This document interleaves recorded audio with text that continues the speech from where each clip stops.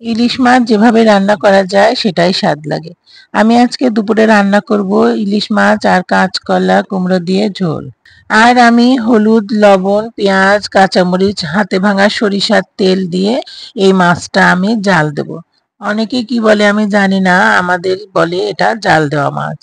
এই মাছ রান্নাটা গরম ভাতেও খুবই স্বাদ লাগে। আবার যদি পান্তা ভাতে কাঁচামরিচ লবণ চটকে নিয়ে যদি এই মাছ রান্না দিয়ে ভাত খাওয়া যায়, খুবই অমৃতর মতো স্বাদ লাগে।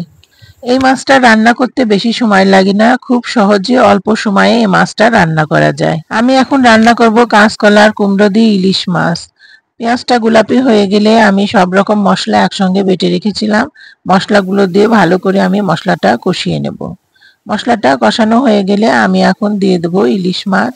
এভাবে মাছটা আমি মশলার মধ্যে বেশ কিছুক্ষণ কষাতে থাকবো। মশলা থেকে যখন তেলটা ফুটে বের হবে তখন আমি সামান্য পানি দিয়ে দেবো। মাছটা কিছুক্ষণ নেড়ে চেড়ে মাছ থেকে যখন মশলাটা সরে যাবে আমি মাছগুলো আস্তে আস্তে সব উঠিয়ে নেব। সেই মাছের মশলার মধ্যে আমি কুমড়ো দিয়ে দেবো। কুমড়ো দিয়ে আমি ভালো করে কুমড়োটা কষিয়ে নেব।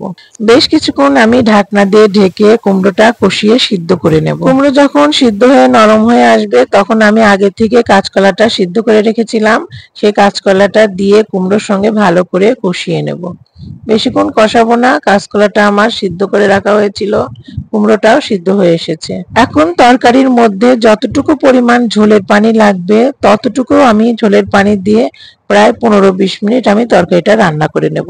তরকারির ঝোলটা উতলে উঠেছে, আমি আগে থেকে কষিয়ে রাখা মাছগুলো দিয়ে দেব।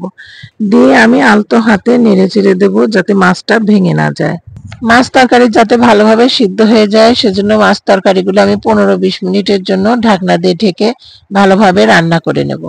কিছুক্ষণ পর ঢাকনাটা খুলে আমি দেখে নেব মাছ রান্নাটা কেমন হয়েছে। মাশাআল্লাহ, মাছ রান্নাটা খুবই সুন্দর হয়েছে।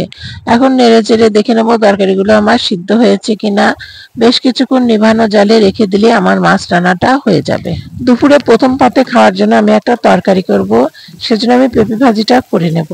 পেঁপে ভাজিটা আমি পেঁয়াজ কাঁচামরিচ তেলের উপর দিয়ে গোলাপি করে নিয়েছি। এখন হলুদ লবণ দিয়ে পেঁপে ভাজিটা আস্তে আস্তে করে নেব। যখন নাড়ু নাড়ু হয়ে আসবে এভাবে আমার পেঁপে ভাজিটা হয়ে যাবে। পাঙাশ মাছটা খাওয়া হয়ে গিয়েছিল, পাঙাশের মাথাগুলো ছিল, সেই মাথাটা আমি এখন ভুনা করব। পেঁয়াজটা গোলাপি করে নেব তেলের উপরে। সবকিছু বাটা মশলা দিয়ে আমি মশলাটা ভালো করে কষিয়ে নেব, সামান্য পানি দিয়ে দেব। মশলাটা ভালো করে কষাতে থাকবো যতক্ষণ পর্যন্ত মশলা থেকে তেলটা ফুটে না বের হয়। মশলা থেকে তেল ফুটে বের হয়েছে, আমি এখন মাছের মাথাগুলো দিয়ে দেব। মাছের মাথা দিয়ে আমি সুন্দর করে মাছের মাথাটা কষিয়ে নেব। অনেক সময় আমি বেগুন দিয়ে মাছের মাথাগুলো ভালো করে ভুনা করি। এখন আমি মশলা দিয়ে মাছের মাথাটা সুন্দর করে ভুনা করব। এই মাছ ভুনাটা খুবই ভালো লাগে, যারা পছন্দ করে পাঙাশ মাছ তাদের কাছে খুবই ভালো লাগে। আজ এ পর্যন্তই। আসসালামু আলাইকুম।